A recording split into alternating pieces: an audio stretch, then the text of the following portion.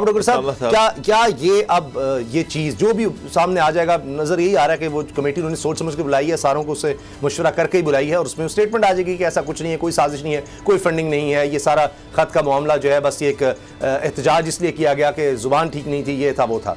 लेकिन क्या लोग इससे मुतमईन हो जाएंगे जो कल रात से सड़कों पर थे?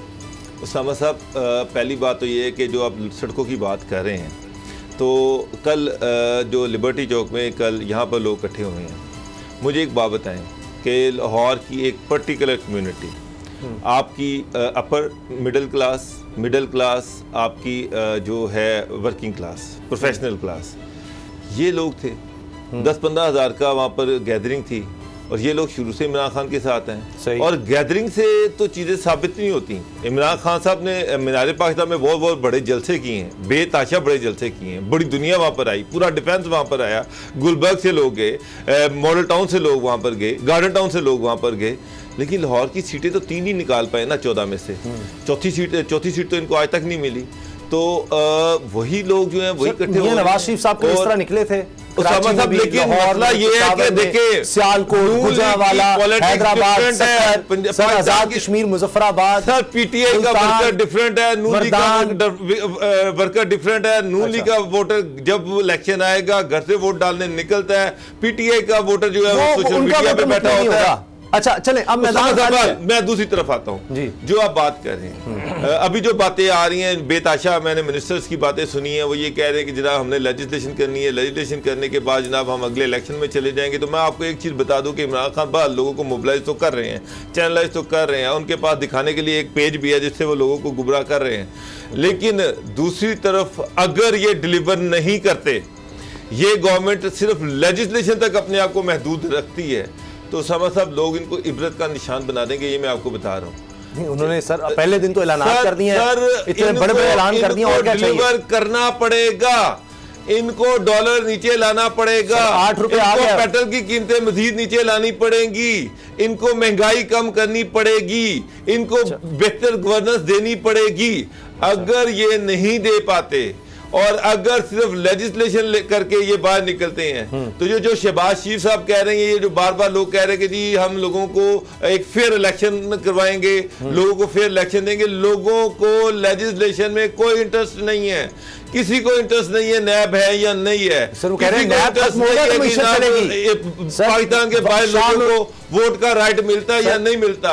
लोगों के इश्यूज है महंगाई, गुर्बत, बेरोजगारी।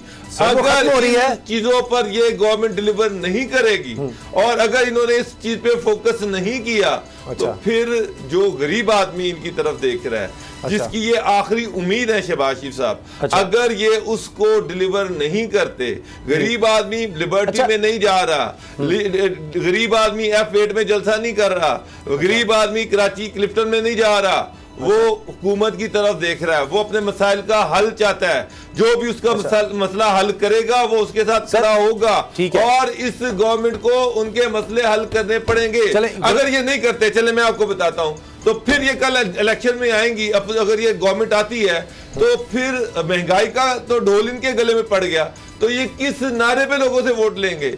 हो सकता है कि पार्टी को इंटीरियर से फिर भी वोट का नारा मिलेगा, लेकिन हमेशा अगर इन्होंने प्रैक्टिकल स्टेप्स ना लिए तो पंजाब से वोट लेना बड़ा मुश्किल हो जाएगा। ये मैं आपको क्लियरली बता रहा हूं। अच्छा गुलाम साहब, उन्होंने कहा मैं दिन रात काम करूंगा और उन्होंने अशार भी वो जो हमेशा पढ़ते हैं शहबाज शरीफ से पढ़े, उन्होंने तो पहले दिन कारकर्दगी दिखा दी है। डॉलर 8 रुपए वो कह रहे नीचे आ गया, स्टॉक मार्केट ऊपर चली गई, 25,000 कम से कम तनख्वाह है, 10% तनख्वाहें बढ़ा दी हैं। तो सर वो तो गुलाम साहब वो तो यानी पब्लिक को खुश कर दिया उन्होंने आज। तो आपको नहीं लगता कि ये उन्होंने पहले दिन ही ऐसे इकदाम उठा लिए हैं कि मतलब कहा जा रहा था पेट्रोल महंगा होगा, उन्होंने यहाँ पेट्रोल महंगा करने का ऐलान किया है, तनख्वाहें बढ़ा दी हैं, अब ये सिर्फ सरकारी मुलाजमिन की बढ़ेगी, पेंशन भी बढ़ेगी, उससे जाहिर है कि कौमी खजाने पर बोझ और ज्यादा होगा। लेकिन वो एक पॉपुलर सेंटिमेंट की तरफ जा जरूर रहे हैं। तो आपको क्या लगता है 1-2 महीने में क्या शहबाज शरीफ साहब ये जो बहुत मुश्किल हालात है उनमें अच्छा परफॉर्म कर जाएंगे और अमर हो जाएंगे, या जरदारी साहब ने उनको कुएं में धक्का दे दिया? बहुत से लोगों का ख्याल है कि अंदर कहानी यह है कि जानबूझकर जरदारी साहब ने उनके सामने प्लान रखा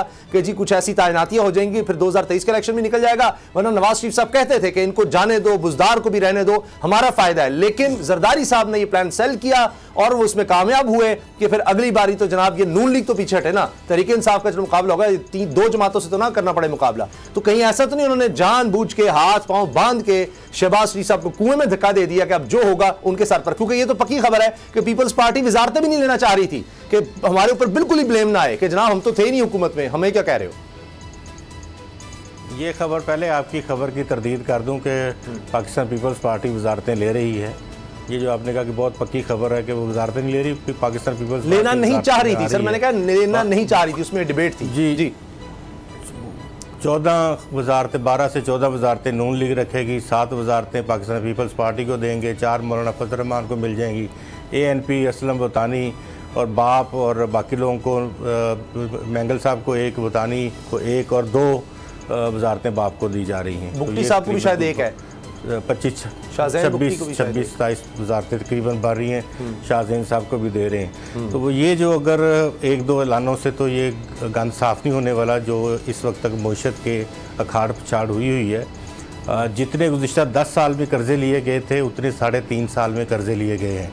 और 3.5 साल में आप मुझे बता दें, मैं किसी और से नहीं पूछता, आप मुझे बता दें कोई बड़ा प्रोजेक्ट, एक कोई नेम 1 कि जी ये एक फ़लाँ चीज़ जो है ये सरफस के ऊपर अवेलेबल है जिसको हम इस चीज़ को कह सकते हैं। लेकिन गुलाम साहब, बाबर साहब जो बात कर रहे हैं ना वो ये है कि ये बहाने कह ले, स्टेट बैंक ऑफ पाकिस्तान के ये तहरीक इंसाफ भी करती है, क्या ये आम आदमी मान जाएगा? सवाल ये आम आदमी को अब किसी गर्व है कि ये क्या पॉलिसीज लेके आते हैं। अगर ये जो पीछे हो गया बिल्कुल सही है, उसी से तंग आके लोग कह रहे हैं कि जी चलो जी आ गए, अब आ गए तो ये चीजें जो पिछले नाज़िल हुई हैं लोग मान जाएंगे इनकी।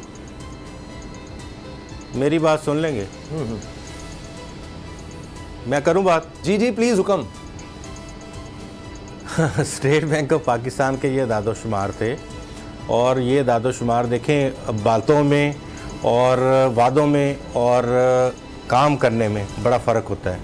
प्रैक्टिकल स्टेप्स जो हैं वो जिस तरह 1-2 छोटे स्टेप उन्होंने लिए हैं, प्रैक्टिकल बहुत से स्टेप लेने की ज़रूरत है। एक सिंगल स्टेप से ये काम नहीं होने वाला। गरीब की तनख्वाह 25,000 रुपये कर दी, चले आपने कर दी, लेकिन बात यह है कि क्या पब्लिक सेक्टर में आप इस चीज़ को इम्प्लीमेंट कर देंगे कि जो होटल के वेटर्स हैं उनको भी कोई 25,000 रुपया दे देगा, जो घर में काम करने वाली मासी है उसको भी कोई 25,000 रुपया दे देगा?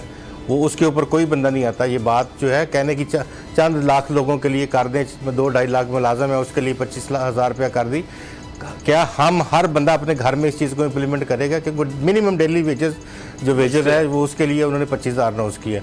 अच्छा, उसके बाद ये एक प्रोजेक्ट नहीं है। सबसे पहले आपके सर पे IMF की तलवार लटक रही है, आपने IMF के पास जाना है, उनसे आपने ये जो प्रोग्राम उनका विड्रॉ हुआ है अभी विद हेल्ड है, इस प्रोग्राम को आपने रीनिगोशिएट करना है और उनसे आपने अपनी मर्ज़ी का पैकेज इसमें रीनिगोशिएट करके अमेंडमेंट करवानी है।